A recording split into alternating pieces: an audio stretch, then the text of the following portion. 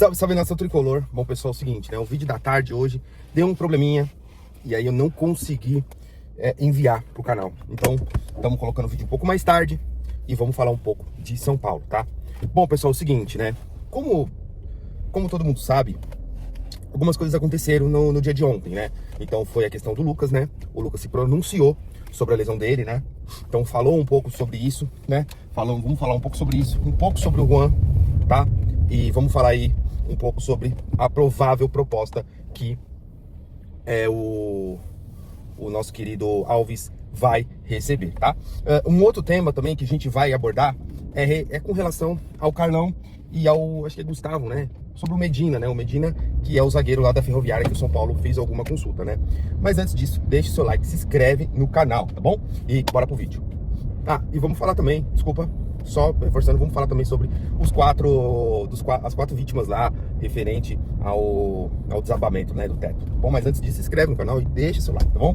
Vamos falar um pouco de São Paulo, tá bom? Vou falar primeiro sobre as vítimas, tá, pessoal? É o seguinte, né? Aconteceu o acidente ali dentro do Morumbis, né? E uma placa caiu ali do anel superior ali, em cima de 4 torcedores, né? Do São Paulo, né? 2 deles, né, estão bem, foram socorridos ali com ferimentos leves. Um outro fez a cirurgia, está estável, tá tranquilo, poderia ter até ido embora, tudo, mas o São Paulo pediu para que ele ficasse em observação lá no Albert Einstein, né? E o pai desse rapaz aí, ele tava num estado até grave, até, entendeu? E a gente tava aí até vendo aí algumas notícias, mas ainda não temos tantas novidades assim do que a gente já sabe, né? A gente já sabe que ele tá, assim, não posso dizer que está estável, mas já teve a cirurgia, foi uma cirurgia com sucesso, e aí a gente está aguardando mais informações aí para saber do estado de saúde desse senhor, né? É importante aí dizer que as 2 vítimas aí que foram um pouco mais graves, que precisaram de saúde, de cirurgia, foi para o Hospital do Campo Limpo, depois eles foram para o Hospital Albert Einstein, né? E todas as despesas vão ser custeadas pelo São Paulo, tá? Um deles aí, que é o filho desse senhor que está internado aí, já está instável, provavelmente vai ter alta, ou teve alta durante o dia aqui, ou amanhã, e o outro senhor ainda está em observação lá, mas já fez a cirurgia e tá...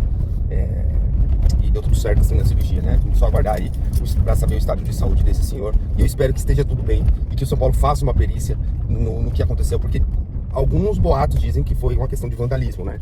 Então é difícil a gente dando uma precisão no que foi ou no que não foi, né? Então tá aí a informação que a gente tem por enquanto. Novidade, a gente entra aqui em contato e fala com vocês, tá bom? Falar rapidamente aí também do Lucas, né? O Lucas se pronunciou nas redes sociais, quem quiser pode ir lá nas redes sociais do Lucas Moura, né? Pra ver o que ele falou, né? Ele basicamente falou que teve uma lesão ali na época do Palmeiras, eles optaram por um tratamento mais conservador, né? E nesse tratamento conservador aí, que realmente não tinha muito o que fazer, não dava pra operar, né? Porque não é uma lesão pra operar, é uma distensão, esqueci, é algo referente à cápsula posterior do joelho, né? Então, assim, ele não é um rompimento, tá? É um estiramento, né? E aí, nesse estiramento aí, não tem muito o que fazer, né? Não rompeu nada para que fosse feita uma cirurgia, né? Então, o que acontece é que se trata de mais descanso, gelo, algo mais tranquilo, não precisa fazer uma cirurgia. Só que o problema é que esse tipo de lesão para curar é um pouco mais chatinho, leva um certo tempo. E aí ele falou que ele fez os exames, o departamento médico do São Paulo fez os exames, tava tudo certinho, ele voltou, esperava que tivesse mais tranquilo, né? Ele sentiu um pouco, né, de dor, tudo, mas ele achou que era normal, porque quando se volta aí de uma lesão acaba que tendo um pouco mais de dor, e isso ele falou que é comum, né? E aí ele voltou, né? Só que ele voltou e sentiu de novo ali no jogo do Alianza Lima, né? E acabou ficando fora, e já ia ficar fora do confronto contra o Palmeiras, né? E acabou que ficando mais tempo fora aí por conta de dores no joelho, né? E agora ele muito provavelmente só volte depois da parada, né? Pro Mundial. Então ele já falou isso aí, né? A gente tinha informado aqui, foi até uma informação que quem deu de primeira mão foi o Eduardo Afonso da ESPN, né? Então, assim, ele só vai voltar aí depois aí da parada mesmo, né? Então é isso, força pro Lucas, espero que ele volte, porque ele precisa ajudar a gente, né? E é uma questão aí que é um jogador muito diferenciado, né? Bom, pessoal, falar um pouco do Juan, tá? Juan, o que aconteceu com o Juan? No jogo da Libertadores contra o Libertad, que ele saiu no intervalo, né? Aconteceu que ele sentiu fortes dores no joelho, né? Ele já estava sentindo, adivinha em qual jogo? Contra o nosso querido Palmeiras, né? O nosso rival aí, o Palmeiras. E aí ele acabou continuando no jogo, né? E no outro dia sentiu dores. E aí quando ele foi jogar ali contra o Libertad, sentiu dores durante o decorrer do jogo. E aí achou melhor não voltar mais. Tá. Bom, dizem que não preocupa, né? Pro próximo jogo, que ele foi só um descanso. Mas a gente não sabe ao certo. Eu tenho pra mim que eles vão preservar o Juan, tá? E vão colocar o Arboleda, até porque o Arboleda fez uma baita de uma partida contra o Libertad, né? Inclusive o gol não foi culpa dele, foi muito questão da marcação do André Silva, que não conseguiu acompanhar o jogador, né? Mas, enfim, melhoras pro Juan, espero que ele esteja apto, pelo menos para estar no banco de reserva contra o seu ex-time, né? Bom, a gente acho que falou sobre alguns assuntos, agora vamos falar sobre o Alves, tá, gente? O Alves, pessoal, o Alves possivelmente vai receber uma proposta, tá? Do CSKA mesmo, que é o que a gente estava falando, 100 milhões. Mas o São Paulo não pretende aceitar essa proposta, né? É 100 milhões de euros caso ele bata metas. Fixos mesmo são 10 milhões de euros, né? 100 milhões de euros não, desculpa, 100 milhões de reais, né? Que seria mais ou menos 15 milhões de euros. Mas 15 milhões de euros seriam só se ele batesse as metas que fossem estipuladas lá pelo CSKA. O clube quer pagar para o São Paulo 10 milhões de euros, né? Desses 10 milhões de euros, o São Paulo só iria ficar com 8, né? Porque o São Paulo detém 80% do Alves, né? Então, assim, falando em números, não compensa, eu acho, né? É o mesmo valor que não é o Igor Gomes, é o William Gomes, né? Igor Gomes tá no Atlético Mineiro. O William Gomes foi vendido, né? Mais ou menos o mesmo valor aí. Então, na minha opinião, não compensaria. O São Paulo também não tem a intenção de fazer esse negócio, tá?